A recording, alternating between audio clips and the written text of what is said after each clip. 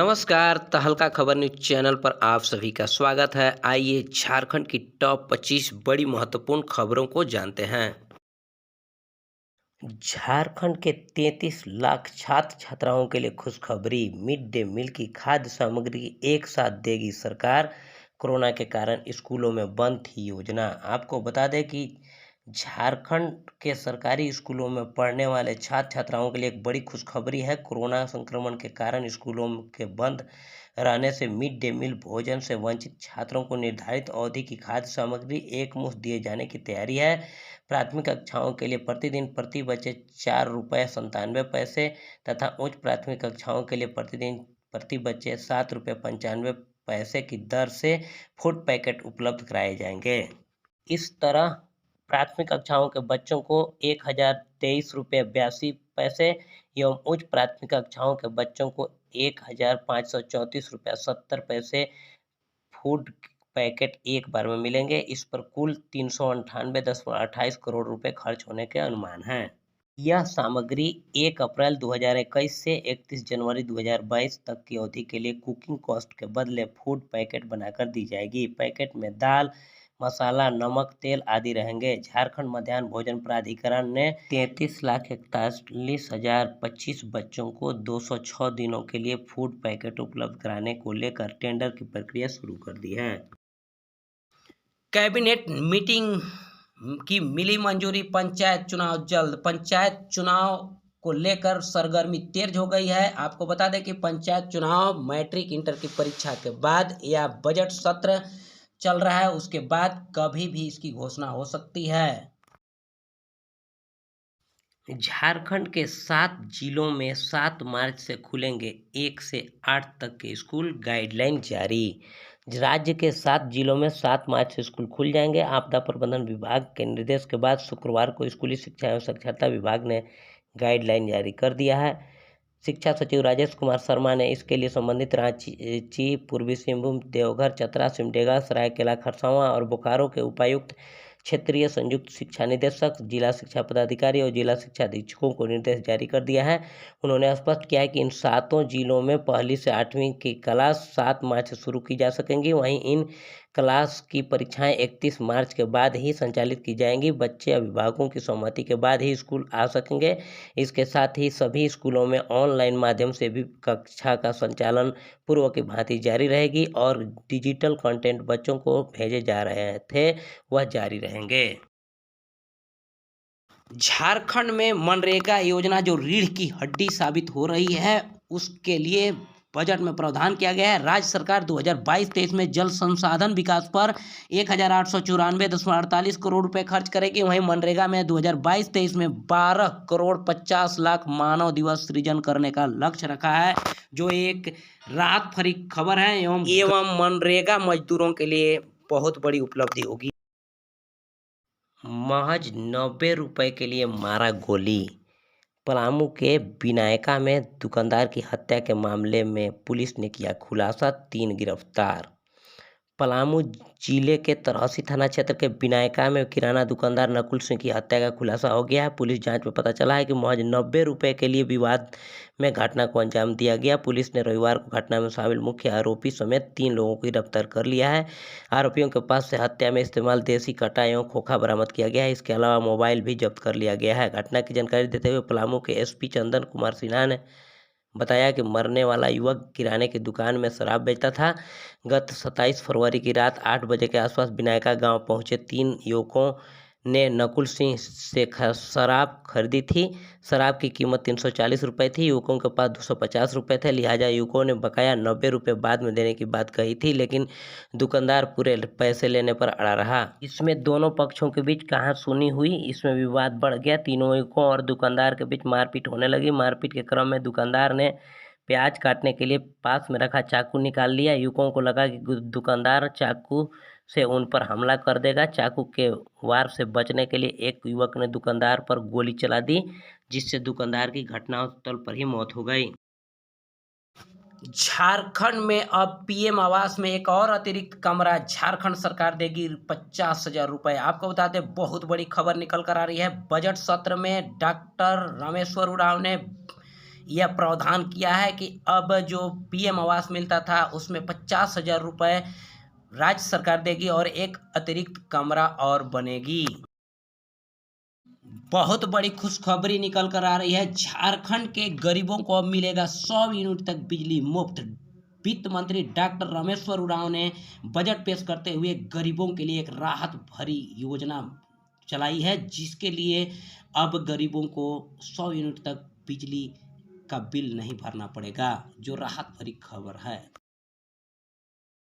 झारखंड में इन दिनों बजट सत्र चल रहा है। बजट सत्र में भाजपा ने 27% आरक्षण ओबीसी को देने के लिए मांग किया। साथ ही 27% आरक्षण के बाद ही पंचायत चुनाव करने की मांग की है। इस पर मांग नहीं माने जाने पर झारखंड विधानसभा से भाजपा के सभी विधायकों के द्वारा सदन का बहिष्कार कर दिया गया। नेतरहाट आवासीय विद्यालय प्रवेश परीक्षा आज 6 मार्च को सभी प्रमंडल मुख्यालयों में संपन्न हो गई, जिससे कक्षा 6 में प्रवेश करने के लिए एवं 8वीं में प्रवेश करने के लिए परीक्षा संपन्न की गई। अब यह रिजल्ट निकलने के बाद यदि जो पास होते हैं वे नेतरहाट आवासीय विद्यालय में प्रवेश लेकर पढ़ाई कर सकते हैं।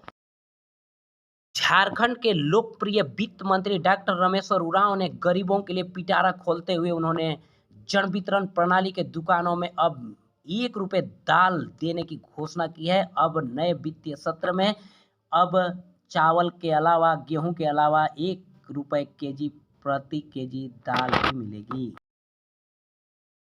झारखंड बजट में वित्त मंत्री रामेश्वर उरांव ने किसानों पर फोकस करते हुए राज्य में गोधन न्याय योजना शुरू की जाएगी। इसके तहत सरकार गोबर की खरीदारी कर बायोगैस को बढ़ावा देगी। इससे 40,000 किसानों को स्वरोजगार से जोड़ा जाएगा।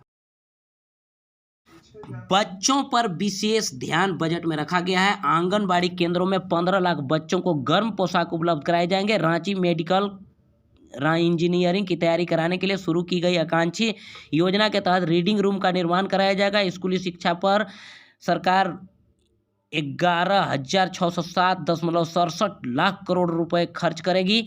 शिक्षा में विद्यार्थियों को आर्थिक सहायता उपलब्ध कराने के लिए गुरुजी क्रेडिट कार्ड योजना शुरू होगी। जिला पुस्तकालय की स्थापना होगी। ज्ञानोदय योजना के तहत स्कूलों में साइंस लैब एवं स्मार्ट क्लास की सुविधा भी विकसित की जाएगी। झारखंड बजट में स्वास्थ्य की चिंता भी दिखाई गई है। स्वास्थ्य के बजट पर 27% की वृद्धि की गई है। यह 5,618.83 करोड़ रुपए होगी। सभी जिला अस्पतालों में 300 बेड अस्पताल में अपग्रेड होंगे। रांची के रिम्स, जमशेदपुर के एमजीएम तथा धनबाद के पीएमसीएच को बेहतर किया जाएगा। कई अनुमंडल अस्पताल जिला अस्पताल में अपग्रेड होंगे। झारखंड बजट में शिक्षा विभाग के अंतर्गत 42,000 शिक्षकों को मिलेगा टैब। आपको बता दें कि रघुवर सरकार में बहुत सारे टैब मिले थे जो सब खराब पड़े हैं। अब इन टैबों से सभी कार्य स्कूलों में किए जाएंगे। कांग्रेस प्रभारी देवघर दुमका दौरे पर बैद्यनाथ धाम मंदिर में पूजा अर्चना की। कहा, यूक्रेन में फंसे नागरिकों के लिए प्रार्थना किया। संवाद कार्यक्रम में पहुंचे। झारखंड कांग्रेस के प्रभारी अविनाश कुमार पांडे रविवार को देवघर और दुमका के दौरे पर पहुंचे। सुबह पार्टी के वरिष्ठ नेताओं के साथ देवघर के बैद्यनाथ धाम मंदिर में पूजा अर्चना की। इस दौरान कृषि मंत्री बादल पत्रलेख, पूर्व मंत्री कृष्णानंद झा सहित कई और नेता मौजूद रहे। पूजा के बाद पत्रकारों से बातचीत में अविनाश पांडे ने कहा कि उन्होंने यूक्रेन में फंसे झारखंड व देश के नागरिकों के सकुशल वापसी के लिए भगवान भोलेनाथ से प्रार्थना की है। कहा है कि वो कांग्रेस पार्टी की मजबूती के लिए सबके साथ मिलकर काम कर रहे हैं। ईश्वर इस कार्य में सफलता की शक्ति प्रदान करे, ऐसी कामना है। देवघर में पूजा अर्चना के बाद वह दुमका में आयोजित पार्टी के संथाल परगना संवाद कार्यक्रम में हिस्सा लेने पहुंचे। इस दौरान ग्रामीण विकास मंत्री आलमगीर आलम, स्वास्थ्य मंत्री बन्ना गुप्ता, प्रदेश अध्यक्ष राजेश ठाकुर, पूर्व केंद्रीय मंत्री सुबोधकांत सहाय, कार्यकारी प्रदेश अध्यक्ष बंधु तिर्की, विधायक दीपिका पांडे सिंह, विधायक डॉक्टर इरफान अंसारी समेत कई दिग्गज मौजूद रहे। कांग्रेस का यह कार्यक्रम दुमका के इंडोर स्टेडियम आयोजित किया गया है। इसमें शामिल होने पहुंचे नेताओं ने यहां भव्य और पारंपरिक तरीके से स्वागत किया गया। संवाद कार्यक्रम में संथाल परगना के सभी 6 जिले दुमका, गोड्डा, पाकुड़, साहिबगंज, देवघर व जामताड़ा के जिले कांग्रेस कमेटी, कांग्रेस प्रखंड कमेटी, सभी मोर्चा के पदाधिकारी हिस्सा ले रहे हैं। इंडोर स्टेडियम परिसर में सुबह 10 बजे से कार्यकर्ताओं की भीड़ एकत्र होने लगी थी। लंबे समय बाद कांग्रेस की ओर से प्रमंडल स्तर पर कार्यक्रम के आयोजन से कार्यकर्ताओं में जबरदस्त उत्साह देखा गया। कार्यक्रम के दौरान प्रदेश प्रभारी कार्यकर्ताओं व नेताओं से सीधा संवाद कर पार्टी की मजबूती की रणनीति बना रहे हैं।